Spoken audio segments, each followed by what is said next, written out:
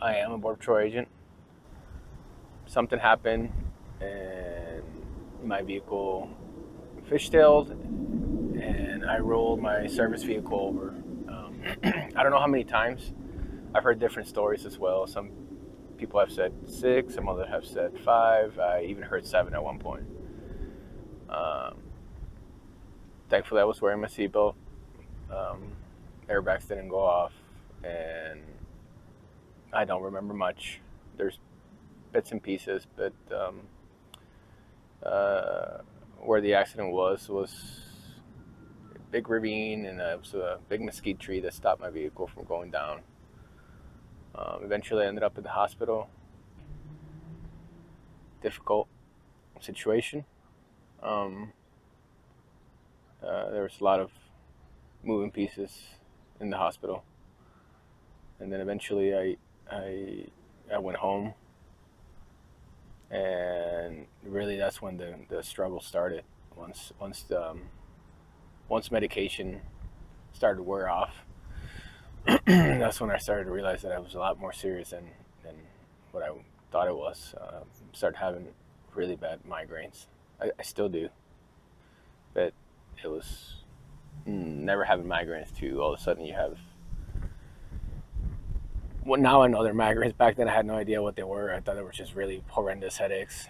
Now I've been, now I know they're migraines, but started getting the pain in the neck, the lower hip, my knee, not being able to move my arm, getting stingers all the time if you move it one way or another one. So I went through a lot of adversity as far as getting the proper medical care that I needed, and have trying to do it all on my own. You have this idea of who you are, who you're supposed to be, this identity. I'm a Border Patrol agent, private service, raised the old-fashioned way, so there's no being in pain is not acceptable. Asking for help is not acceptable. Either do your job, get it done. You're not the only one. Suck it up. I guess I managed for a while, and then until I couldn't. I couldn't. Your mind, you think your mind's there, but it's not really there, and then eventually the pain wins. Being constantly in pain, sure, you might be able to handle it for a month or two, but eventually it's going to beat you. It's just the way it is. I didn't realize it then, because as men, as someone with my history, failure doesn't come very often. You're used to always being able to will your way through anything, either through your strength, through your anger, through your training, through you name it. And then when that doesn't work, there's nothing there. It's just you in this humongous abyss that you can't get yourself out of. And I had already seen Dr. Corey, and he was already starting to notice that I needed more. And I fought it. Pride, whatever you want to name it. Pride, being stubborn, not wanting to admit that I needed help. I fought it for the longest of time until about early December, mid-December. I was taking care of my boys. I got 3 boys, as best I could, with all the pain and all the stuff, and my 3-year-old just being a kid, just being who they are, because that's how I raised them. Decided to just wrestle a little too much and headbutted me, and I went out. I went out. And my 9-year-old is the one that was there next to me until I came back to it, and he was freaking out, telling me I was about to call 911, and he knows what's wrong with you, Daddy. So that whole having to learn how to live, or having to accept my limitations, I couldn't play football with my kids no more. I couldn't wrestle with them anymore. I couldn't clear a room with them anymore. Everything that I identify as, that they knew how I identify as, about 80% of it now was gone, And my oldest kid,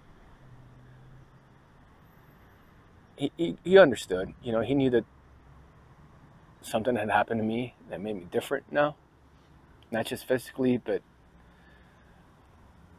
he understood that when Daddy needs to go to his room and shut everything down and be in a dark room, it's not because I'm mad at them, but because I need to. But my other two, they just couldn't comprehend it.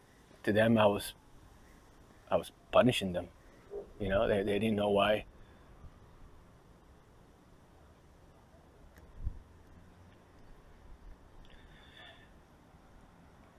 They thought I was doing it because I didn't want to spend time with them. Because I was, punishing them for something, and they didn't know why. And even though I was trying to explain to them, try to explain to a 3-year-old, I can't pick you up anymore. I can't throw you in the air. I can't wrestle with you no more.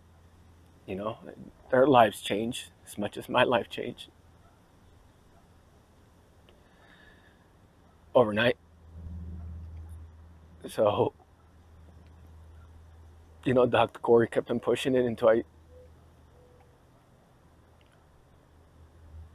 there was a couple of times in December where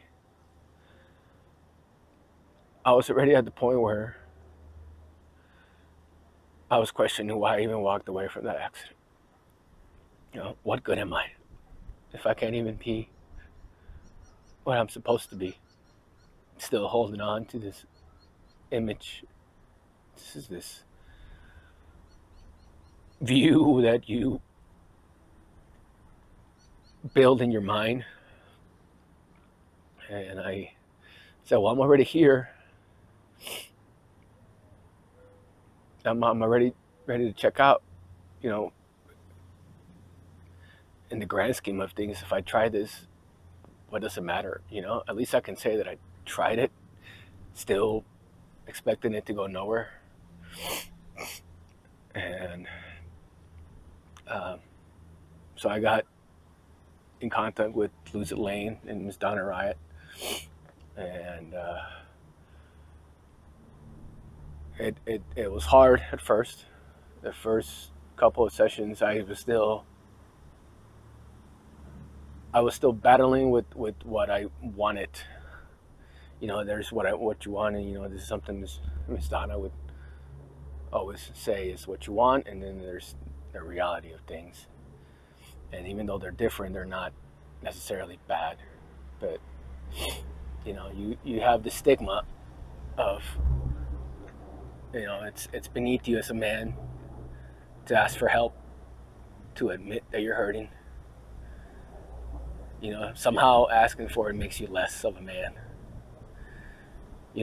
And then everybody's gonna look at you and judge you.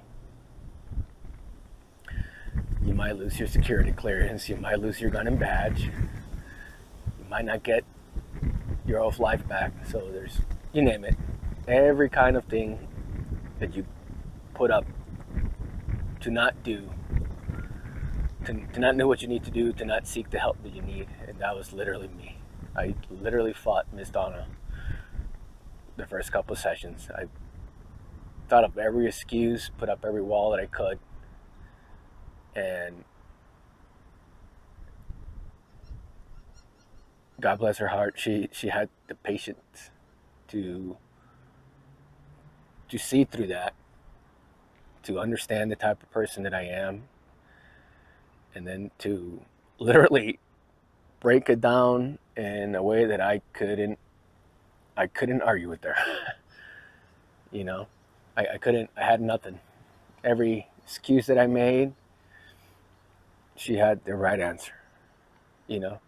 And then she had the patience to let me absorb it and come to terms with it and help me focus on what mattered, what I still had, not so much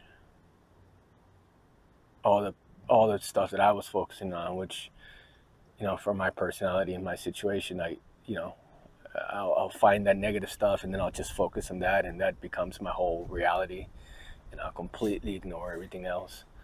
So she was able to help me get out of that really bad dip, that chasm, you know, where you don't see a way out, and help me understand how is it that I got there, you know, like the chronic pain, how chronic pain changes the way you process information, you know. But a lot of it is just, you know, scientifically she was able to break it down to me, spreadsheet type of thing, like this, and it became a lot easier to accept and then start seeing the benefits. You know, it wasn't just the accident. I had other things in my life going on, and she was able to take it all in stride. She remembered everything, literally remembered everything. It wasn't like once I was able to let go of that pride, let go of the fear, let go of, I may not ever get this back. That's when I actually started seeing the benefits of it. You know what I mean? I should have done this a long time ago. It's sad that it took a life-changing event to get me to the point to ask for help, to get help. Fortunately it did, but now, in retrospect, I should have done this a long time ago. It's helped me put things into perspective, help me appreciate what I do have. I honestly tell, that's truly probably made me into a better father than I was even before the accident. Because there's like a whole part that as a man you really don't try to dive into, and it's just silly. It's just silly that we don't, because we're humans and we have the capacity for love, and it's just silly that as a man you don't let yourself be vulnerable, you know. And me as a single father, man, I was just ignorant to that, you know. And thank goodness now I was able, I'm working towards incorporating that, you know. I may not be able to wrestle, I may not be able to do all this manly hula stuff anymore, but I can still give so much more to my children and be there for them, you know. And that's the main thing, even, you know, because I still have my downs and my dips. Being able to go just every 2 weeks, just sit down with Ms. Dawn and kind of give her like a rundown of my 2 weeks, you know. And she just does a fantastic job of redirecting me to, well, this is what's important. Remember, you said this 3 months ago. You said this 2 months ago. Okay. You need to focus on this. And just having somebody who knows you like that, who remembers all that stuff, and man, it helps. It really, really, really helps, man. It really helps. You know, I definitely don't have those dips like I used to anymore. And even, you know, medication, the way that she broke it down for me, you know, I argued with her for a solid month about taking medication until I just had nothing. I couldn't beat her. She beat me on my own game. And now I realized how silly it was that I was fighting this. You know, if you work out super hard and your electrolytes go down, as a man, you have no problem taking Gatorade, replenish those electrolytes. Hey, eat some more protein, right? Do this, do that. You need to recover your muscles. You need to recover your minerals. But the moment it becomes you need a little help balancing your chemical imbalance here and there because of the stress that you're on, because you're constantly in pain. Now it becomes a taboo. Now it makes you less of a man. Like this is it's honestly a really silly argument not to just take that if it's going to help you balance out a little bit so that you don't have those super lows. It really is. And that's kind of what she did for me. She literally, this exact same argument. Why wouldn't you take it, Walter? You would do this if you're tired. You would do this if you're in pain. Does that make sense? And I had nothing. I had nothing against that. Um, so I'm glad and I'm thankful for someone like Ms. Riot, honestly.